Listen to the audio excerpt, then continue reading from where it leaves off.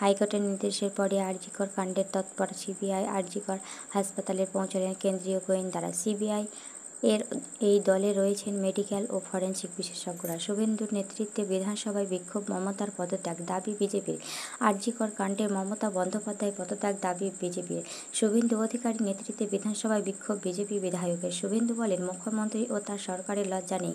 আজ অন্তত কন্যাশ্রী দিবস উদযাপন বন্ধ রাখতে পারতেন। দলমত নির্বিশেষে আজ পথে নামছেন সাধারণ মানুষ। আমরা মমতা বন্দ্যোপাধ্যায়ের ইস্তফা চাই। যতদিন মমতা বন্দ্যোপাধ্যায় প্রাক্তন না হচ্ছেন, লড়াই চলবে। আরজিকর কাণ্ডের প্রতিবাদে আজ ঠিক রাত 12:05 রাজ্য জুড়ে জমায়েতের ডাক দিলেন মহিলারা। মেয়েরা রাত দখল করো। আহ্বানকারীদের দাবি একটাই, জাস্টিস ফর আরজিকর। দিকে দিকে চলছে তোড়জোড়। স্বাধীনতার মধ্যরাতে রাত দখলে মেয়েরা, আরজিকর কাণ্ডের প্রতিবাদে ফুঁসছে বাংলা। কলকাতা থেকে জেলার দিকে দিকে প্রতিবাদ। স্বাধীনতার মধ্যরাতে রাত দখল মেয়েরা। মেয়েদের রাত দখলে ডাকছে বাম বিজেপির বলে আরজিকর কাণ্ডের আসল দোষীদের ফাঁসি হোক, তবে বামের রাজনৈতিক ইভেন্টে পা দেবেন না। রাতে অসংখ্য মা বোন কাজ করেন। রাত দখলের নাটক যারা সাজাচ্ছে তারা জামানা কলুষিত। অরাজনীতির মুখোশ চলছে সোশ্যাল মিডিয়ায়। পোস্ট কুণাল ঘোষের। হাইকোর্টের নির্দেশে আরজিকর কাণ্ডের তদন্তে সিবিআই। হাইকোর্টের নির্দেশে আরজিকর কাণ্ডের তদন্তে সিবিআই। দিল্লি থেকে এলো বিশেষ দল। গেল আরজিকর মেডিকেলের সেমিনার হলে সিবিআই এর বিশেষ দলে মেডিকেল ও ফরেনসিক বিশেষজ্ঞরা। আরজিকর হাসপাতালে ঘটনার প্রতিবাদ ছড়াচ্ছে সর্বত্র। রাজধানী দিল্লি সর্বত্র আছড়ে পড়ছে প্রতিবাদের ঢেউ। কলকাতাতেও মিছিলে পা মেলান সংস্কৃতি জগতের বিশিষ্টরা। মিছিলে হাঁটছেন বিশেষ চিকিৎসকরাও। সকাল গড়িয়ে সন্ধে হয়ে রাত, আছড়ে পড়ছে বিক্ষোভের ঢেউ, উঠছে মুহুর্মুহু স্লোগান। এই প্রেক্ষাপটে রাতের পথ দখলে নামতে চলেছে মহিলারা। এই সংক্রান্ত পোস্টে ছেড়ে গেছে স্লোগান মিডিয়া। পোশাকি নাম দেওয়া হয়েছে মেয়েরা রাত দখল করো। জানা গেছে 14ই আগস্ট রাত 11:55 যাদবপুর একাডেমি কলেজ স্ট্রিটে একই সঙ্গে জমায়েত করবেন মহিলারা। মৃতার পরিবারের প্রতি সমবেদনা জানান, রাজনীতি করবেন না।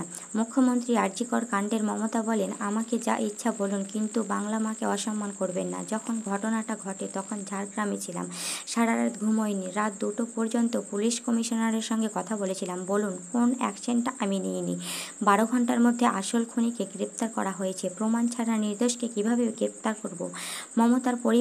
মৃতার পরিবারের প্রতি সমবেদনা জানান, রাজনীতি করবেন। আরজিকর কাণ্ডে সোশ্যালে পোস্ট তৃণমূল সাংসদ মহুয়া মৈত্রের। আরজিকর মেডিকেলে ভয়ানক অপরাধ ভিতর থেকে নাড়িয়ে দিচ্ছে দোষী, কাউকে ছাড়া হবে না। দ্রুত স্বচ্ছতার সঙ্গে তদন্ত হবে। সোশ্যাল সাইটে পোস্ট তৃণমূল সাংসদ মহুয়া মৈত্রের। আরজিকর মেডিকেলে নিহত চিকিৎসকের বাড়ি গিয়ে পরিবারের পাশে থাকার আশ্বাস দিলেন মার প্রেসিডেন্ট ও জেনারেল সেক্রেটারি। আমাকে অসম্মান করুন, কিন্তু বাংলা মাকে অসম্মান করবে না। মমতার বার্তা। মধ্যরাতের আন্দোলনকে আরজিকরের ঘটনার আঁচ লেগেছে দেশের নানা প্রান্তে। বুধবার মধ্যরাতে কলকাতা জুড়ে মহিলাদের প্রতিবাদ কর্মসূচি রয়েছে। তার আগে বেহালার অনুষ্ঠান থেকে মমতার বার্তা, বাংলা মাকে অসম্মান করবেন না। আরজিকরের কর্তব্যরত চিকিৎসককে ধর্ষণ করে খুনের ঘটনায় প্রতিবাদ জানাতে গিয়ে যেন বাংলাকে কোনোভাবে অসম্মান করা না হয়। প্রাক স্বাধীনতা দিবসের অনুষ্ঠান থেকে বার্তা দিলেন মুখ্যমন্ত্রী মমতা বন্দ্যোপাধ্যায়। তিনি বলেন, মাকে যত পারেন অসম্মান করুন, আমাকে যত পারেন অসম্মান করুন, কিন্তু আমার বাংলা মাকে অসম্মান করবেন না। বুধবার মধ্যরাতে শহর জুড়ে মহিলাদের যে প্রতিবাদ কর্মসূচির ডাক দেওয়া হয়েছে, সেই আন্দোলনকে পরোক্ষভাবে মমতা বার্তা দিয়ে চেয়েছেন বলে মনে করা হচ্ছে। আরজিকরের ঘটনার প্রতিবাদের আঁচ লেগেছে দেশের বিভিন্ন চিকিৎসকরা প্রতিষ্ঠানেও। দিল্লি থেকে মুম্বাই কিংবা চেন্নাই, বিভিন্ন প্রান্তে হাসপাতালের চিকিৎসকরা আরজিকরের ঘটনার বিচার চেয়ে এবং কর্মস্থলে নিরাপত্তার দাবিতে আন্দোলনে সামিল হয়েছেন। সার্বিকভাবে কলকাতা শহরের প্রতিটি হাসপাতালে জুনিয়র চিকিৎসককে কর্মরীতি চলেছে। প্রভাব পড়েছে বেসরকারি হাসপাতালেও। এই পরিস্থিতিতে বিজেপি এবং সিপিএম একযোগে আক্রমণ করেছেন তৃণমূল সরকারকে। মমতার পদত্যাগ চেয়েছেন বিরোধী দলনেতা শুভেন্দু অধিকারী। গোটা ঘটনার অভিঘাতে শুরু থেকেই কিছুটা হলেও ব্যাকফুটে তৃণমূল। বাংলাদেশের মতো আমরাও সরকার ফেলব ভাবছি। আমি ক্ষমতার মায়া করি না। পাল্টা আক্রমণে মমতা। আরজিকরের ঘটনায় গত কয়েকদিন ধরে রাজ্যের নানা ধাঁচের চলছে। এর সঙ্গে বাংলাদেশের সাম্প্রতিক ঘটনার তুলনা টানছেন অনেকেই। বুধবার সেই প্রসঙ্গ মনে করিয়ে পাল্টা আক্রমণে গেলেন মমতা। আরজি কর আন্দোলনের প্রেক্ষাপটে কেউ কেউ বাংলাদেশে শেখ হাসিনা সরকারের বিরুদ্ধে চলা আন্দোলনের তুলনা টানতে শুরু করছেন।